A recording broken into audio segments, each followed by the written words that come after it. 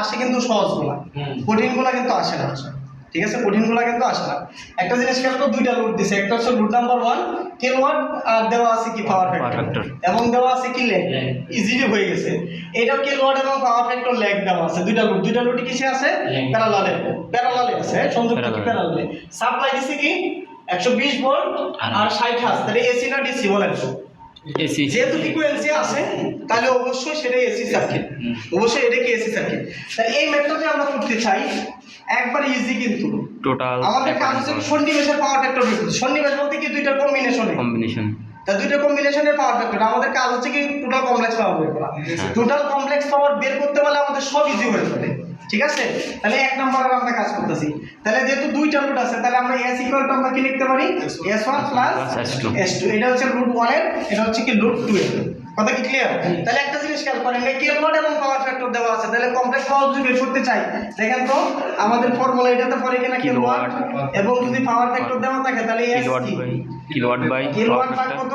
Power factor plus minus cos inverse power factor. 2 নম্বর সূত্রটা মনে হয়? জি। কি বলেন? 2 নম্বর সূত্র। 1 নাম্বার বসায় দেন। 1 নাম্বার না 2 নাম্বার? 2 নাম্বার। আচ্ছা, তাহলে কিলোওয়াট আছে কত? 24। তাহলে 24 ভাগ কত? 0.8। এক লাইনে অঙ্ক হয়ে যাবে কিন্তু 24। তাহলে লেগ যেহেতু, তাহলে অবশ্যই কি হবে? প্লাস না মাইনাস?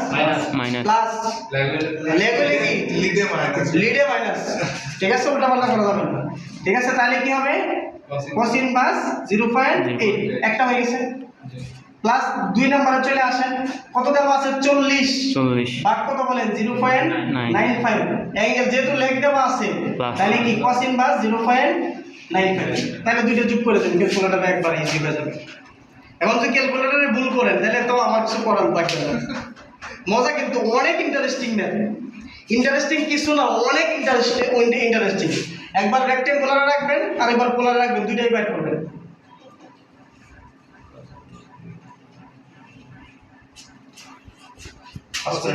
পোলারে রাখেন, কত মানে বাস্তব মান কত? 64। তাহলে 66 পয়েন্ট না 64। ওকে 66, তারপরে প্লাস যে 31.15। 31.15। ওকে, তাহলে একটা জিনিস খেয়াল করেন, 15 তাই তো? আচ্ছা 2 লিখলাম, 15 ও একবারে 15 আসছে। আচ্ছা তাহলে সমস্যা নেই, তাহলে 15। তাহলে এটার একক কি বলেন? যেহেতু কিলোতে আছে তাহলে কি হবে? এটার একক কি হবে? একটা জিনিস খেয়াল করেন, এই এককগুলো বিভিন্ন জনে বিভিন্ন ভাবে লেখে। তাহলে ইচ্ছা করলে এটাকে আপনি কিলোওয়াট প্লাস, আর এটাকে লিখে আপনি লিখতে পারেন ভার, এম মানে কেবার। কি কথা কি বুঝতে পারছেন? অনেকে এইভাবে লেখে আর কি। আর আপনি যদি ইচ্ছা করলে এইভাবে লিখতে পারেন 64 প্লাস j অফ 31.15 kVA। কোনো সমস্যা নাই কিন্তু। এটা বি হবে না তো? এই যে কিলোওয়াট আর কি, এটা কি বাস্তব মান নাকি কিলোওয়াট? মানে ভুল করা যাবে না কিন্তু। অ্যাক্টিভ পাওয়ার আর এটা কি রিঅ্যাক্টিভ পাওয়ার। যেহেতু কে আছে সেজন্য কে লিখছি। আমরা কি এক একজনে এক এক ভাবে লিখতে পারি, আর কি এই জন্য লিখলাম। আমার কথা কি বুঝতে পারছেন না পারেন নাই? ইচ্ছা করলে আপনি এইভাবে লিখতে পারেন, আর এইভাবে যদি ব্র্যাকেট দিয়ে লেখেন তাহলে পুরোটা দিতে হবে কেবার। ঠিক আছে, কেবিএ।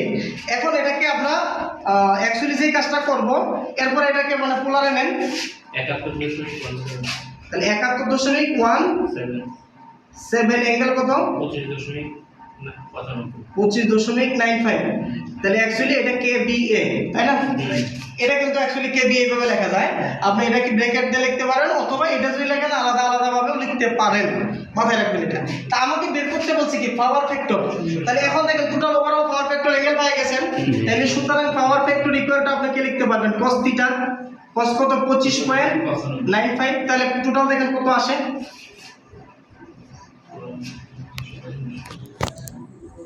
0.89, তাই না? অ্যাকচুয়ালি এটা কি প্লাস না মাইনাস? প্লাস, তাহলে ল্যাগিং। আর পাওয়ার ফ্যাক্টর কিন্তু এই জিনিসটা উল্লেখ করে দিতে হয়, এটা জানেন কি না? ল্যাগ না লিড এটা উল্লেখ করে দিতে হয়। তাহলে এটা একটা আনসার। ওকে, কমপ্লিট। এখন একটা জিনিস খেয়াল করেন, এরপর হচ্ছে ক্যাপাসিট্যান্স নির্ণয় করো। যখন পাওয়ার ফ্যাক্টরটা উন্নীত করা হয়েছে কি ইউনিটিতে, তাহলে বলেন থিটা 2 এর মান কত আছে? 1। এই থিটা 2 এর মান 1 না 0 0। থিটা 2 ইকুয়াল টু কত লেখা যাবে? 0। cos ইনভার্স 1, তাহলে cos ইনভার্স 1 এর মান কত? 0। তাহলে থিটা 1 এর মান কত আছে? এই 25 পয়েন্ট কত? এটা কি না সাপ্লাই অ্যাঙ্গেল? 25.95।